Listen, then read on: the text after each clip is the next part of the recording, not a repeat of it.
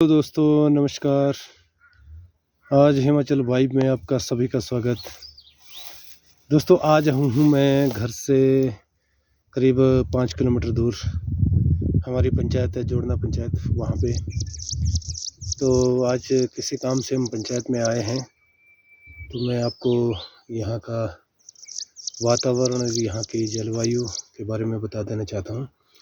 आज दोस्तों बहुत ही अच्छा वातावरण है, बहुत ही अच्छी धूप खिली हुई है, बहुत ही प्लेजेंट डे है और आज का मौसम बहुत ही सुहावना बना हुआ है। तो मैं आपको दिखा देना चाहता हूँ कि हमारा पंचायत घर, अगर आप देख पा रहे हैं तो ये हमारा पंचायत घर है। ये नीली छत वाला ये पंचायत घर है, पंचायत घर जोड़ना है।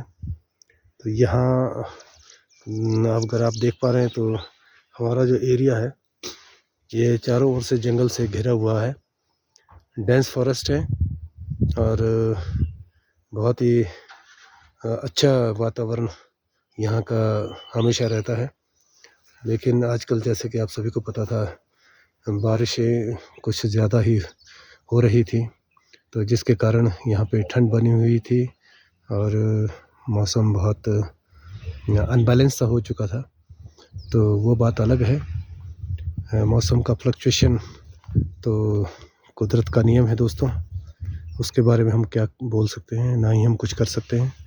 तो आपको मैं दिखा देना चाहता हूँ कि जोड़ना जो पंचायत है उसके सामने ही अगर आप देख पा रहे हैं तो ये पहाड़ी, जिन लोगों ने पहचान ली है उन्हें पता है क्या है, लेकिन जिन लोगों को पता नहीं उनको मैं बता देना चाहता हूँ। ये दोस्तों चूड़धार की पहाड़ी है। चूड़धार बहुत ही मशहूर जगह है हमारे दोस्तों हिमाचल में। डिस्ट्रिक्ट शिमला और डिस्ट्रिक्ट सिरमौर में आती है। तो ये लगभग 12,000 फीट की हाइट पे है दोस्तों। और यहाँ पे अगर आप देख पा रहे हैं तो जंगल काफ़ी नीचे हैं और ऊपर बिल्कुल पहाड़ी नंगी है, क्योंकि दोस्तों कुछ पर्यावरण का अपना हिसाब होता है। शायद 9-10 हज़ार फीट से ऊपर जंगल नहीं होते हैं।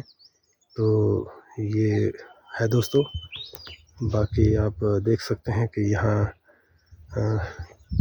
की सुंदरता इन जंगलों के कारण बहुत ही खूबसूरत बन गई है।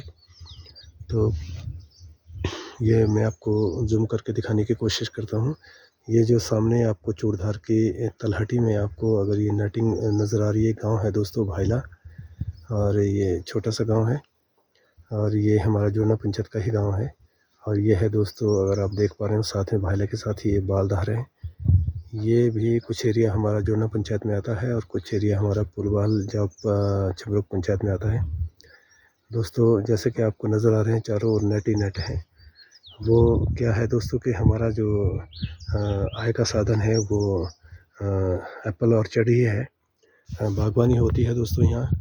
बाकी यहाँ पे पूर्व इससे पहले पुराने ज़माने में खेतीबाड़ी हुआ करती थी, हर तरह की हर प्रकार की फसलें यहाँ उगाई जाती थी, जैसे गेहूँ है, जौ है और हमारे कुछ अनाज ऐसे हैं जिसको कोदा चलाई भी हम कहते हैं। तो ये सारे अनाज दोस्तों यहाँ उगाए जाते थे। लेकिन समय का बदलाव है दोस्तों, परिवर्तन प्रकृति का नियम है।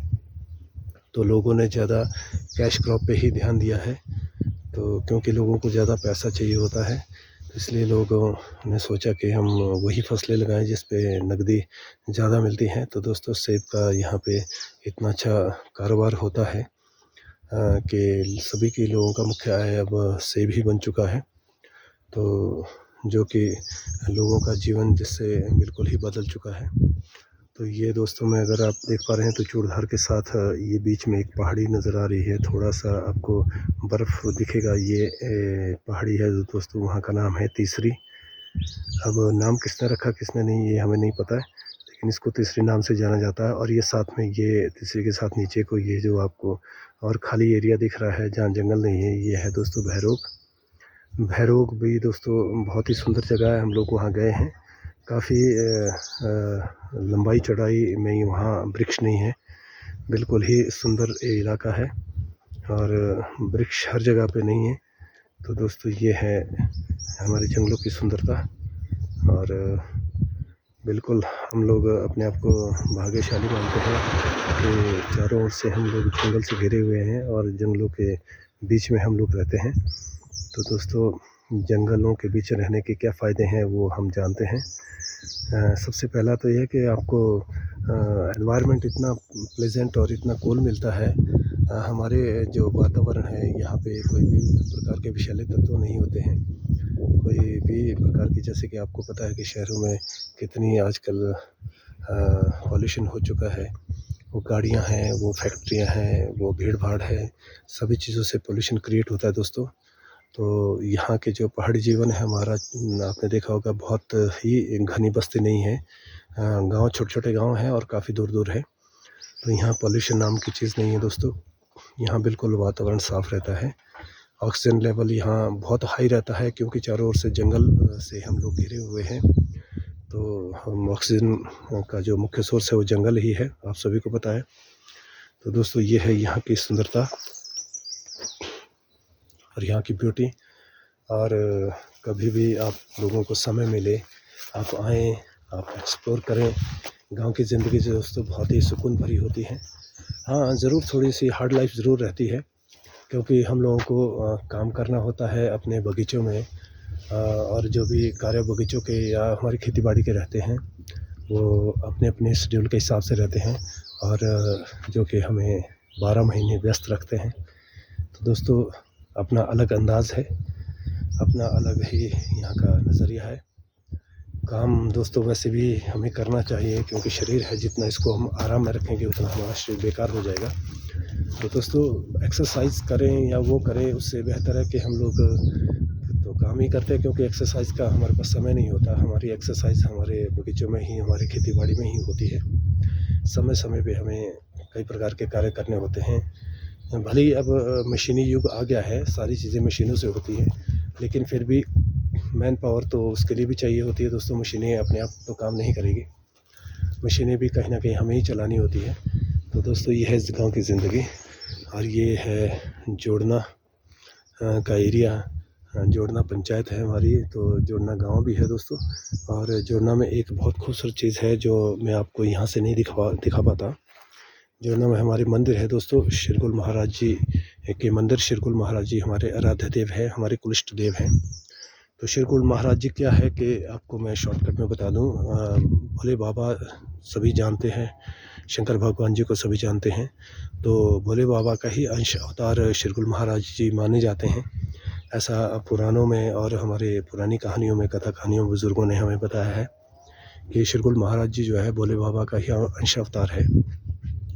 तो ये मान के चलिए कि चूड़धार में हमारे शिव जी महाराज जी रहते हैं, वहाँ शिवलिंग है, तो वहाँ भी शिरकुल महाराज जी हमारे मंदिर हैं दोस्तों। शिरकुल महाराज जी हम अपने पहाड़ी भाषा में हमने नाम दिया हुआ है, हमारे बुज़ुर्गों ने नाम दिया हुआ है, अन्यथा ये भोले बाबा ही हैं, उनका ही शिवलिंग है, वहाँ पे उन्हीं को हम पूजते हैं।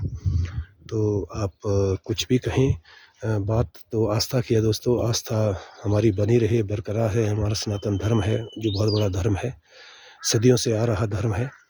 तो दोस्तों, हम बहुत भाग्यशाली मानते हैं कि हम सनातनी लोग हैं। हमारे धर्म में क्या कुछ है क्या नहीं है ये आप सभी को पता है। हमारा धर्म कभी भी किसी और धर्म को ठेस नहीं पहुंचाता है। न हमारा धर्म ना ही किसी धर्म की काट करता है, न कटाक्ष करता है। हमारा धर्म दोस्तों अपने आप में बहुत बड़ा धर्म है। तो ये सबकी अपनी इच्छा है कौन किस धर्म को मानता है।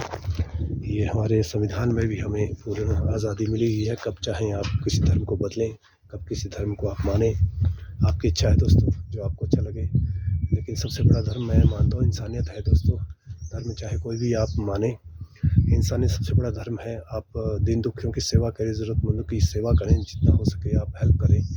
तो उससे बड़ी धर्म मैं नहीं मानता कि कोई धर्म है।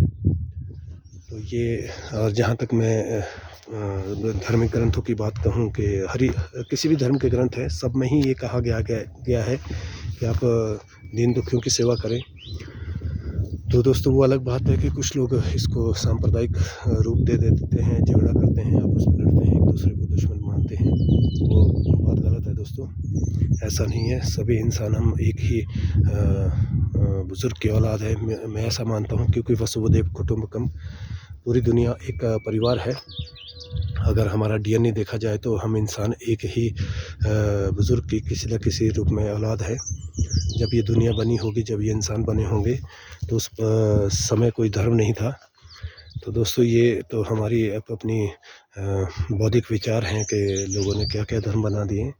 लेकिन मैं तो आपको यही कहूँगा कि सबसे बड़ा धर्म हम इंसानियत मानें, क्योंकि अगर इंसान आप बने रहते हैं तो आप बहुत बड़े धर्म से जुड़े हुए हैं। इंसानियत धर्म बहुत बड़ा है। तो दोस्तों, ये है हमारा छोटा-सा एरिया, और आपको अगर कभी मौका मिले तो ज़रूर आइए, गाँव की ज़िंदगी एक्सप्लोर करें। बहुत ही खूबसूरत होती है दोस्तों, सुकून भरी होती है। और मैं आपको थोड़ा-सा सामने दिखा देना चाहता हूँ कि जो सामने का एरिया है, ये जो आपको दूर पहाड़ियाँ नज़र आ रही हैं, ये सिरमौर डिस्ट्रिक्ट की पहाड़ियाँ हैं दोस्तों। हम लोग सिरमौर डिस्ट्रिक्ट के नज़दीक में रहते हैं। हम लोग बिल्कुल किनारे पे रहते हैं, एज पे रहते हैं। ये बाउंड्री है दोस्तों। अगर मैं ज़ूम करके आपको दिखाने की कोशिश करता हूँ, ये जो पार इलाका है दोस्तों, ये सिरमौर की पहाड़ियाँ हैं, राजगढ़ तहसील में आती हैं। तो हम लोग बिल्कुल बाउंड्री पे रहते हैं दोस्तों। हम लोग डिस्ट्रिक्ट शिमला में आते हैं, और वो सामने का एरिया उधर का ये जो है वो सिरमौर का है। और ये हमारा जोड़ना है दोस्तों, ये रोड साइड है हमारी। ये रोड हमारा पुलवाल से कनेक्ट चौपाल असराह जाता है दोस्तों। और बहुत ही सुंदर यहाँ का नज़ारा है। अगर कभी आप आना चाहें तो चूड़धार के लिए आ सकते हैं। बहुत ही रमणीक जगह है, रमणीक स्थान है, और बहुत ही पवित्र स्थान है।